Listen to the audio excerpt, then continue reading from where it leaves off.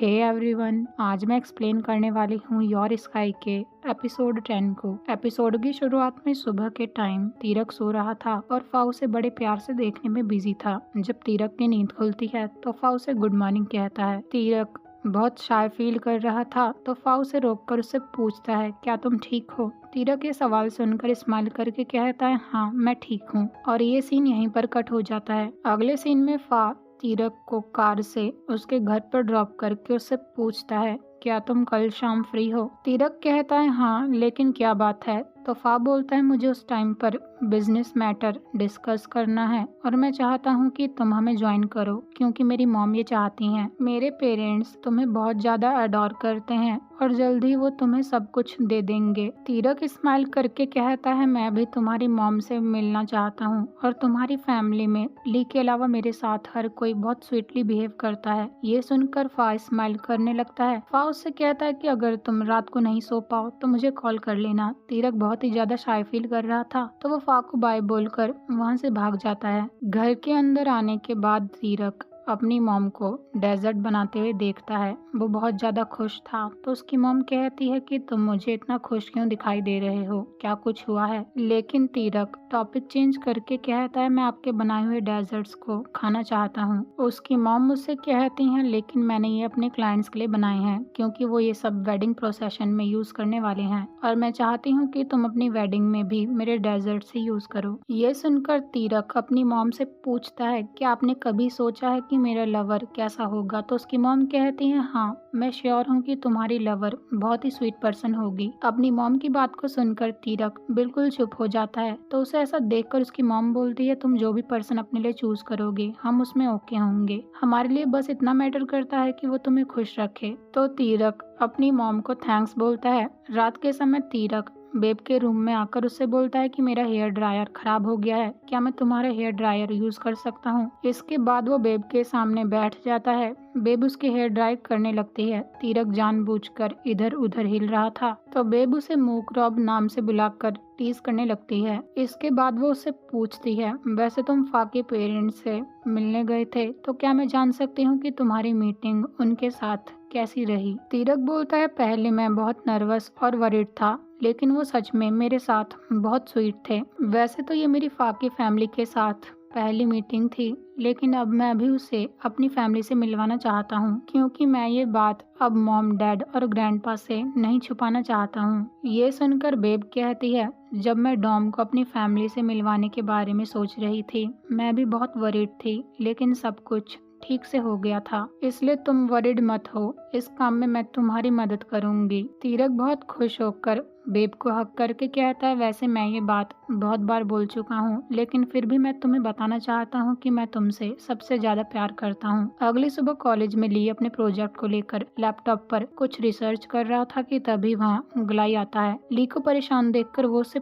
पूछता है, तुम इतने वरीड क्यों हो? तो ली कहता है, मुझे अपने असाइनमेंट के लिए एक कैरेक्टर बनाना है, वो एनिमेट और इनएनिमेट दोनों ही हो सकता है और उसके बाद एग्जीबिशन के लिए उसे प्रोफेसर को देना है लेकिन मेरे पास कोई आइडिया नहीं है कि मैं क्या बनाऊं। ये सुनकर ग्लाई ली से बोलता है कि तुम्हें वो सब चीजें बनानी चाहिए जो तुम्हें पसंद है। वैसे भी तुम्हारा फैशन सेंस बहुत अच्छा है तो मेरे हिसाब से तुम्हें ग्राफिक शर्ट्स, बैग्स और कैप्स बनानी चाहिए। ली को उसका आइडिया अच्छा लगता है तो वो ग्लाई को थैंक्स बोलता है। दूसरी तरफ क्लासरूम में पावी अकेले ही एंटर करता है तो डॉम उससे पूछता है कि रियल कहाँ पर है? पावी कहता है, वो मेरे साथ क्यों होना चाहिए? ये सुनकर डॉम बोलता है, क्योंकि तुम दोनों हमेशा ही एक साथ रहते हो। वैसे क्या तुम दोनों के बीच फाइट हुई है? डॉम की बात सुनकर पावी कहता है, मैंने गलती से रियल को कुछ गलत बोल दिया था। बेब कहती है, तो फिर तुम उसे मना लो। लेकिन पावी कहता है कि मुझे नहीं लगता कि अब रियल मेरे फेस को देखना भी चाहता है। ये सुनकर फा बोलता है कि तुम ऐसा क्यों सोच रहे हो, क्या पता वो तुम्हारा वेट कर रहा हो। पावी कहता है, कौन सा वेट? मुझे तो ये भी नहीं पता है कि मैं उसे मनाऊं कैसे। दूसरी तरफ तीरक की क्लास में प्रोफेसर सबसे बोल रहे थे कि एग्जीबिशन बस एक हफ्ते के बाद होने वाला है,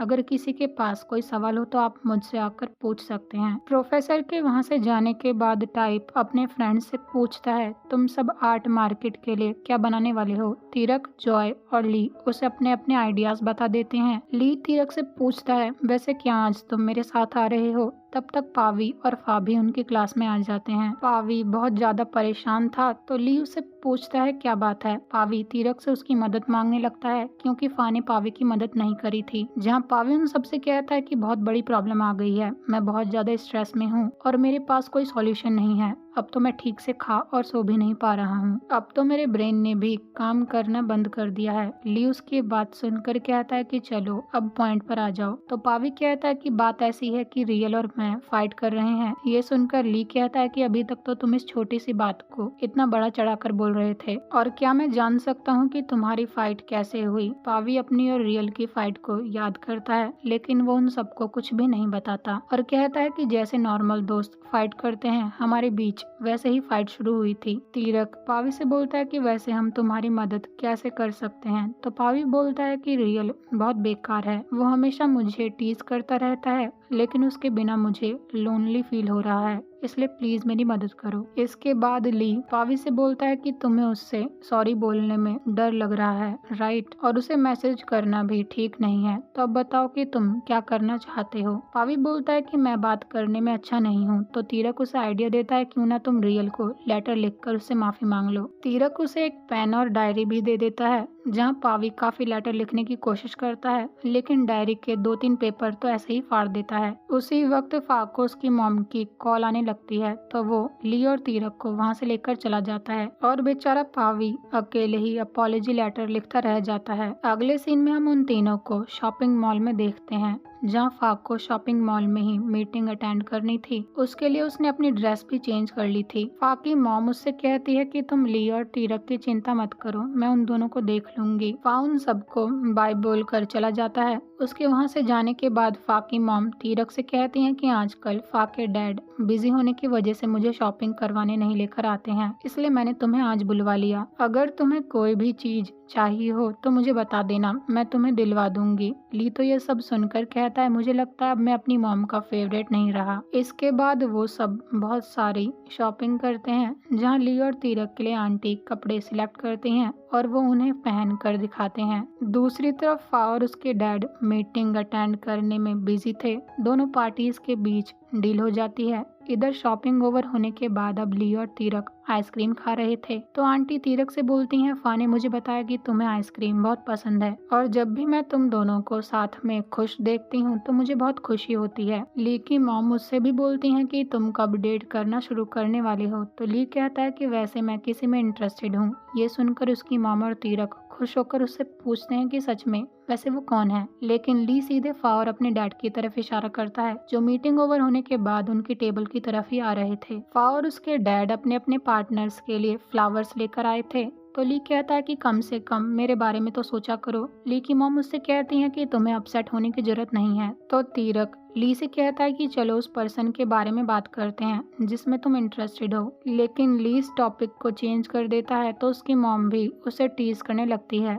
अगले सीन में पावी रियल से मिलने बार में आता है जहाँ वो कुछ काम करने में बिजी था। पावी उससे कहता है कि मुझे तुमसे बात करनी है, लेकिन जब रियल कुछ रिप्लाई नहीं करता तो पावी अपना लिखा लेटर निकाल कर रीड करने लगता है। तो रियल गुस्से में बोलता है कि तुम ये सब क्या कर रहे हो, और इसके बाद वो अपने लिए ड्रिंक पोर करके ड्रिंक करने लगता है और कहता है कि अब तो मैं तुम्हारी लाइफ में नहीं हूँ, इसके अलावा तुम्हें मुझसे क्या चाहिए। ये सुनकर पावी कहता है कि मैं तो बस तुम्हें सॉरी बोलना चाहता हूँ, एक बार मेरी बात तो सुन लो। वो दोबारा से लेटर रीड करने लगता है तो रियल उससे वो लेटर छीन कर खुद उस लेटर को मन में रीड करके स्माइल करके कहता है तो अच्छा तुम यहाँ मुझसे माफी मांगने आए हो। पावी बोलता है हाँ, मेरा लेटर देखो कितना लंबा है। रियल कहता है मुझे खुशी हुई कि तुम मुझसे माफी मांगने आए। ये सुनकर पावी कहता है क्या सच में तुम्हें मनाना इतना आसान था। रियल पावी का लिखा लेटर अपने पास रखने लगता है तो पावी उसे वो नहीं देता और इस चक्कर में उन दोनों के फेस बहुत क्लोज आ जाते हैं। तो रियल पावी के लिप्स पर एक प्यारे से किस करता है। ये सब देखकर पावी उससे दूर होकर कहता है क्या तुम सच में अब मुझसे गुस्सा नहीं हो। रियल कहता है नहीं। तो पावी बोलता है फिर तुम मुझे अवॉइड क्यों कर रहे थे। ये सुनकर रियल कहता है कि मैं बस ये नहीं चाहता था कि तुम मेरे साथ अनकंफर्टेबल फील करो। हमारे बीच चीजें ऑकवर्ड हो गई थी। मुझे डर था कि कहीं तुम मुझसे नफरत ना कर लो। पावी कहता है मैं तुमसे नफरत नहीं करता हूँ। तुमने बोला कि तुम मेरे लिए वरीड थे, तो क्या मैं जान सकता हूँ कि तुम्हारे कहने का क्या मतलब था? रियल कहता है अगर मैंने तुम्हारे सवाल का जवाब दिया तो क्या मैं तुम्हें खो दूंगा? मुझे नहीं पता कि मेरी फीलिंग्स कब तुम्हारे लिए चेंज हो गई, लेकिन इस बात को कुछ समय हो गया है। वैसे तुम मेरे बारे में क्या सोचते हो? तुम मुझे अपना दोस्त मानते हो या फिर दोस्त से ज्यादा? रियल के सवाल को सुनकर पावी उसके साथ बिताए सारे मोमेंट्स को याद करके कहता है मुझे इस बारे में नहीं पता कि मैं तुम्हारे लिए क्या फील करता हूँ, लेकिन क्या अभी के लिए हम दोस्त बन सकते हैं? ये सुनकर रियल कहता है कि क्या दोस्त एक दूसरे के साथ फ्लर्ट कर सकते हैं? पावी अपना फेस टर्न करके कहता है पता नहीं, तुम्हें जो करना है करो। तो रियल पावी के क्लोज आकर उसे किस करके कहता है क्या तुम ये सब करने की बात कर रहे हो? लेकिन पावी उससे दूर होकर कहता है लेकिन लोग इस तरह से फ्लर्ट नहीं करते हैं। तो रियल बड़े ही टेंशन में कहता है अब मैं सिर्फ तुम्हारा दोस्त नहीं बन के रहना चाहता हूँ। ये बोलकर वो दोबारा से पावी को किस करता है, तो इस बार पावी भी रेजिस्ट नहीं कर पाता और हमें उन दोनों के बीच एक पैशनेट किसिंग सीन दिखाया जाता है। अगली सुबह तीरक फा से वीडियो कॉल पर बात कर रहा था, जहाँ तीरक के घर पर कोई भी नहीं था क्योंकि सबके सब बाहर गए हुए थे और उसे अपने एग्जीबिशन के लिए अपने आर्ट टॉय को बनाना था। जहाँ तीरक को काम में बिजी देखकर फाउ से बोलता है कि मैं अभी वापस आता हूँ। थोड़ी देर बाद तीरक के घर की डोरबेल रिंग होती है, जहाँ डिलीवरी पर्सन उसके लिए फ्लावर्स और कुछ खाने के लिए लेकर आया था। तीरक कहता है ये मैंने ऑर्डर नहीं किया है, तो डिलीवरी पर्सन बोलता है ये फा की तरफ से आपके लिए है और उन्होंने इसके पैसे पे कर दिए हैं। तो तीरक उस सारे सामान को लेकर रूम में आता है, जहाँ रूम में आने के बाद वो फा को वीडियो कॉल करके बोलता है ये सब क्या है? तो फा कहता है कि मैंने अपने बॉयफ्रेंड को चीयर अप करने के लिए ये सब किया है, जहाँ वो ऐसे ही लवी डवी बातें करते हैं। अगले दिन सब अपना सामान लेकर एग्जीबिशन के प्लेस पर आ जाते हैं, जहाँ वो अपना अपना बूथ लगाने में बिजी थे। ली तो स्माइल करते हुए फोन पर किसी से टेक्स्ट पर बात करने में बिजी था। उसे ऐसे बात करते देख ली के फ्रेंड्स उसे पूछते हैं कि वैसे तुम इतना स्माइल क्यों कर रहे हो, लेकिन ली ये बोलकर वहाँ से चला जाता है कि तुम सब अपना अपना काम करो, मैं कोई स्माइल नहीं कर रहा हूँ। बाहर ग्लाई भी पहुँच चुका था, तो ली उसे अंदर लेकर आता है और अपना बूथ दिखाता है। जॉय ली से कहती है कि ऐसा लगता है कि तुम ग्लाई के बहुत क्लोज फ्रेंड बन गए हो। तो ली कहता है कि मैं तो बस उसे अपना काम दिखा रहा हूँ। ये सुनकर तीरक कहता है उसके लिए तुम्हें उसे यहाँ कल लेकर आना चाहिए था, क्योंकि एग्जीबिशन तो कल है। ली कहता है कल भी वो यहाँ आएगा। उन सबको ली पर शक तो हो गया था। तब तक रियल, पावी और फा भी उन सब के लिए फूड लेकर वहाँ आ जाते हैं। रियल और पावी एक साथ बहुत खुश थे, तो ली और जॉय उन दोनों को टीज करके कहते हैं कि कुछ तो गड़बड़ है।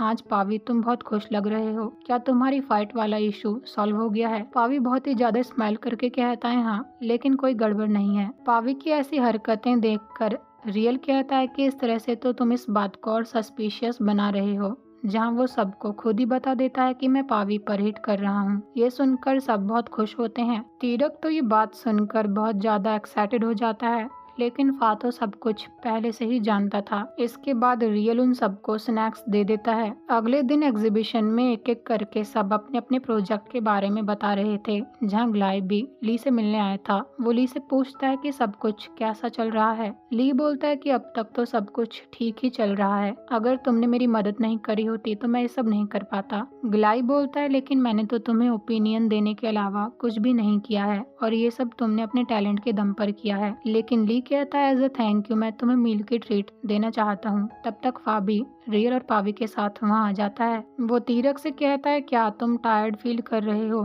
तीरक बोलता है नहीं, मैं तो बहुत एक्साइटेड हूँ ताकि लोग मेरे प्रोजेक्ट की तारीफ करें। फा बोलता है जो भी तुम्हारे प्रोजेक्ट को देख रहा है उसके फेस पर एक स्माइल आ जाती है, और तुमने बोला था कि तुम लोगों को हैप्पी करना चाहते हो, तो मुझे लगता है कि तुम इस मिशन में सक्सेसफुल हो गए हो। वो बड़े प्यार से तीरक के हेड पर पैट करता है। एग्जीबिशन ओवर होने के बाद फा तीरक को एक गिफ्ट देता है, क्योंकि आज उसने एग्जीबिशन में बहुत अच्छा परफॉर्म किया था। तीरक कहता है लेकिन ये गिफ्ट बहुत एक्सपेंसिव है। तो फा बोलता है लेकिन ये तुम्हारे लिए यूजफुल हो सकता है। तीरक उसे थैंक्स बोलकर कहता है अब मेरा प्रोजेक्ट पूरा हो गया है, इसलिए मैं तुम्हारे और मेरे रिलेशनशिप के बारे में अपने मॉम, डैड और ग्रैंडपा को बताने वाला हूँ। ये सुनकर फा कहता है सब कुछ बिल्कुल अच्छे से हो जाएगा, मुझे तुम पर ट्रस्ट है। घर पर आने के बाद डिनर के समय तीरक के डैड उससे पूछते हैं तुम्हारा एग्जीबिशन कैसा रहा, तो तीरक उन्हें अपनी प्यारी सी क्यूट सी फॉक्स दिखाकर कहता है सब कुछ ठीक रहा। इसके बाद वो सब ग्रैंडपा के बर्थडे की पार्टी के बारे में बात करने लगते हैं क्योंकि ग्रैंडपा का बर्थडे नेक्स्ट वीक आने वाला है। तीरक उन्हें आइडिया देता है कि हमें हमारे घर के गार्डन में ही एक छोटी सी पार्टी ऑर्गेनाइज करनी चाहिए। सबको तीरक का आइडिया